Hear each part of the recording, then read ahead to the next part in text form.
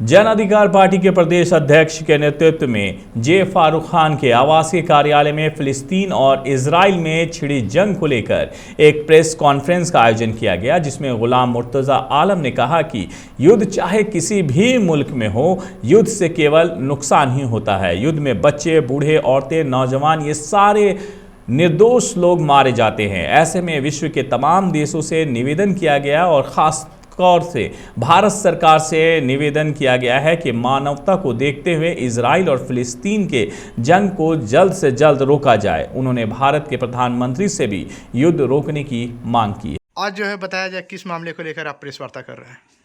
आज हम लोग प्रेस वार्ता इसलिए कर रहे हैं कि फिलिस्तीन, गाजा और इजराइल के अंदर में जो जंग छिड़ा हुआ है उसको लेकर के हम लोग प्रेस कॉन्फ्रेंस का आयोजन किए हैं।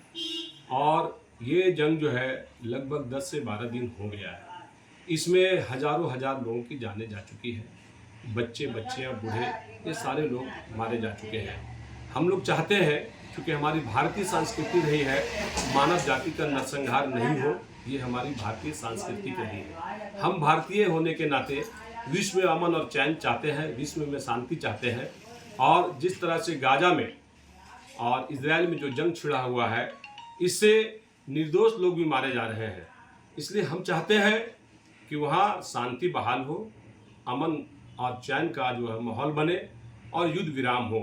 इसके लिए मैं अपने भारतीय हुकूमत से ये मांग करना चाहता हूँ कि चूँकि हमारी जो संस्कृति रही है उस संस्कृति का परिचय देते हुए शांति बहाल करने के लिए केंद्र की सरकार उस पर पहल करे, माननीय प्रधानमंत्री जी उस पर पहल करें, ताकि किसी भी तरह से जो है इजराइल और गाजा में शांति बहाल हो सके।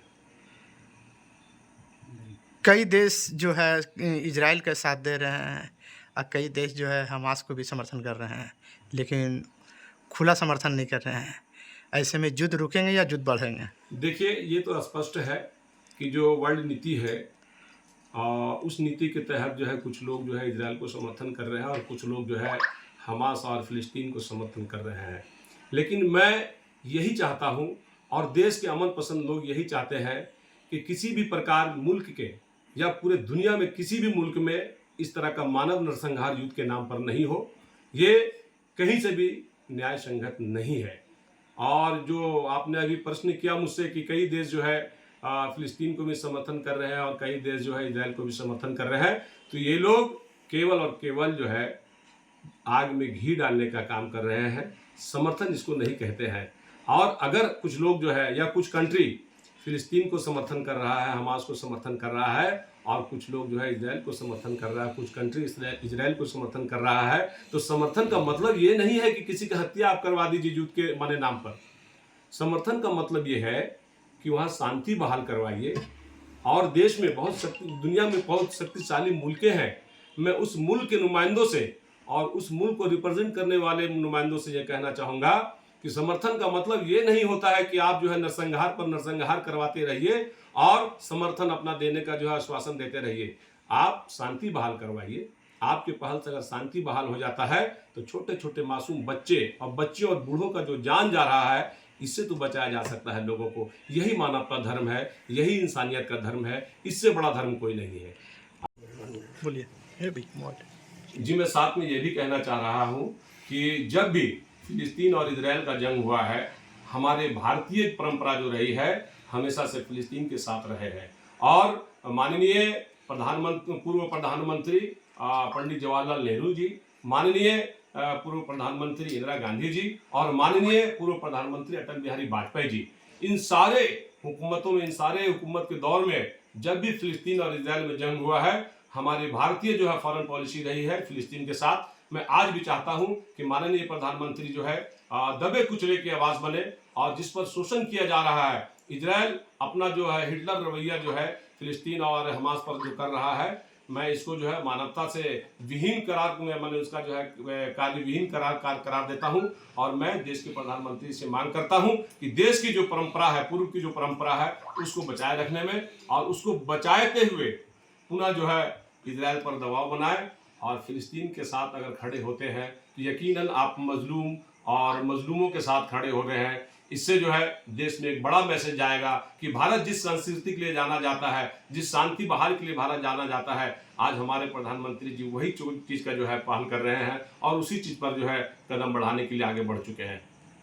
देखिए, इजराइल जो है, मैं तो ये कहूँगा कि इजराइल लोमड़ी वाली विचारधारा रखता है और फिलिस्तीन के अस्पताल पे हमला होना इस बात को दर्शाता है कि इजराइल बिल्कुल क्रूरता रुख अपना लिया है।